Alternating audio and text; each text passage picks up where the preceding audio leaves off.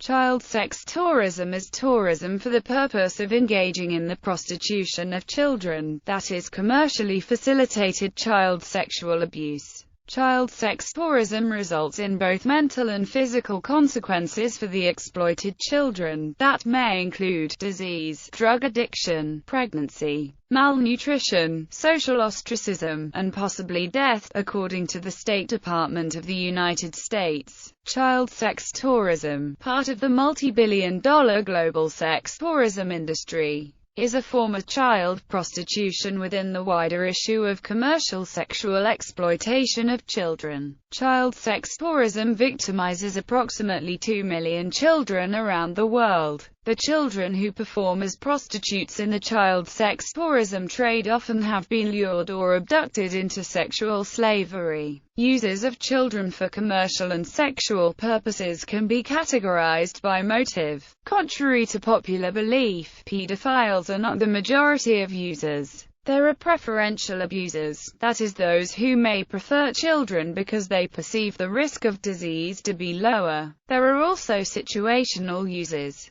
those who do not actively seek out children but for whom the actual act is opportunistic. There may be a lack of concern to check the age of a prostitute before engaging in sexual activity. The majority of the exploited children are under 12 years old. Pedophiles use the internet to plan their trips by seeking out and trading information about opportunities for child sex tourism and where the most vulnerable children can be found, generally in areas of low income. Many governments have enacted laws to allow prosecution of its citizens for child sexual abuse committed outside of their home country. However, while laws against child sex tourism may deter situational offenders who may act impulsively, pedophiles who travel specifically for the purpose of exploiting children are not easily deterred. Background: child sex tourism has been closely linked to poverty, armed conflicts, rapid industrialization, and exploding population growth.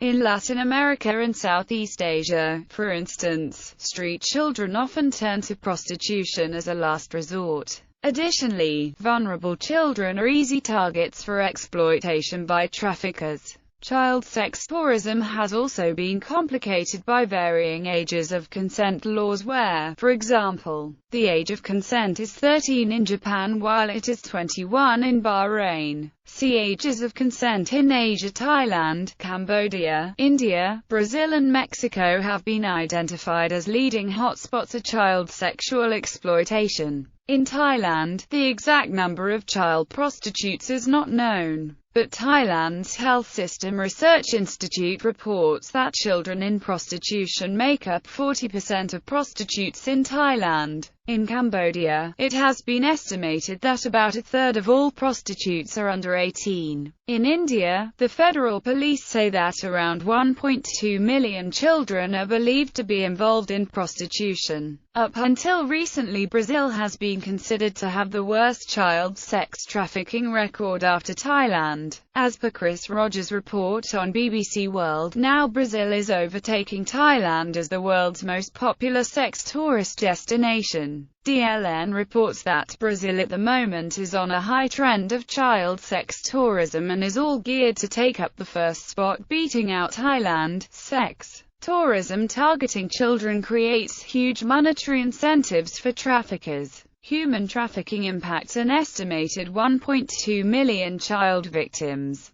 The United Nations Office of Drugs and Crimes recently stated that 79% of all global trafficking is for sexual exploitation, which is one of the fastest growing criminal activities in the world. UNICEF notes that sexual activity is often seen as a private matter, making communities reluctant to act and intervene in cases of sexual exploitation. These attitudes make children far more vulnerable to sexual exploitation. Most exploitation of children takes place as a result of their absorption into the adult sex trade, where they are exploited by local people and sex tourists. The Internet provides an efficient global networking tool for individuals to share information on destinations and procurement. In cases involving children, the U.S. has relatively strict domestic laws that hold accountable any American citizen or permanent resident of the U.S. who travels abroad for the purpose of engaging in illicit conduct with a minor. However, child pornography, sex tourism and human trafficking remain fast-growing industries. Wahida, Chris Smith, RNJ, recently introduced H.R. 1623, the International Megan's Law, similar to the domestic Megan's Law, which provides for community notification when a sex offender is living in the area. H.R. 1623 would alert officials abroad when U.S. sex offenders intend to travel, and likewise encourage other countries to keep sex offender lists and to notify the U.S. when a known sex offender may be coming to the United States for sex tourism. While there are serious problems with the sex offender registries in the United States, human rights organizations such as ECPAT and UNICEF believe this would be a step in the right direction. One of the factors pushing Brazil to the top of this list of destination countries is the extensive use of the sport fishing industry in the Brazilian Amazon as a front. The 2008 U.S. State Department report states, at mid-year federal police in Manaus began investigating allegations that a foreign-owned travel company arranged fishing expeditions to the Amazon region that were in reality sex tours for U.S. and European pedophiles.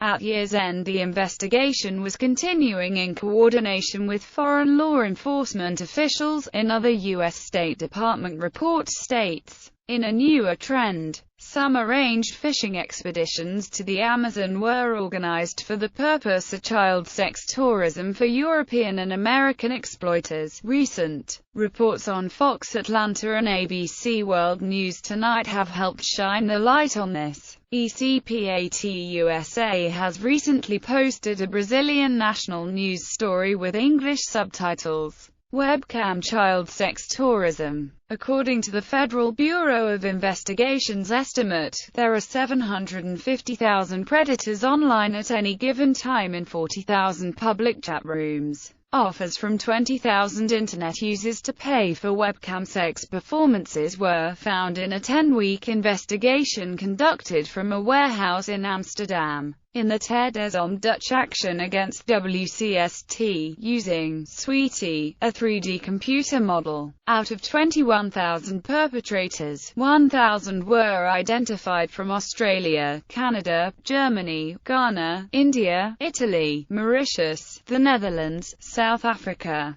Turkey, the United Kingdom, and United States. 110 of the alleged online abusers were based in the UK and another 254 were traced to computers in the US. Together with Avars.org, TED-ESOM Netherlands has created an online petition to pressure governments to adopt proactive investigation policies in order to protect children against webcam child sex tourism. Global response. In recent years there has been an increase in the prosecution of child sex tourism offenses. At least 38 countries have extraterritorial laws that allow their citizens to be prosecuted specifically for child sexual abuse crimes committed whilst abroad, and another 31 nations have more general extraterritorial laws that could be used to prosecute their citizens for crimes committed during child sex tourism trips. In response to CST, non-governmental organizations, the tourism industry, and governments have begun to address the issue. The World Tourism Organization established a task force to combat CST. The WTO, ECPAT and Nordic tour operators created a global code of conduct for the sexual exploitation of children in travel and tourism in 1996.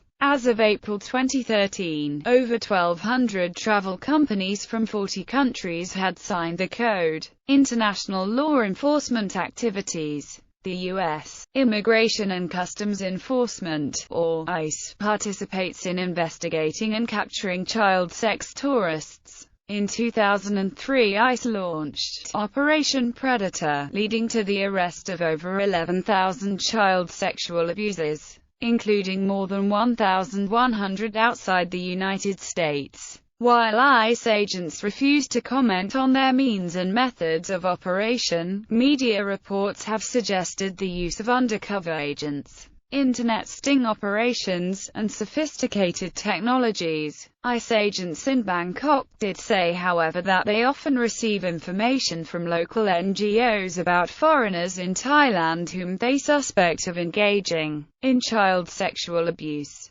Sometimes U.S.-based law enforcement, such as local sheriff departments and parole offices, inform them of known sex offenders who are traveling to the region. In both cases, local ICE agents work with their Royal Thai police counterparts to monitor the suspect's movements while in Thailand.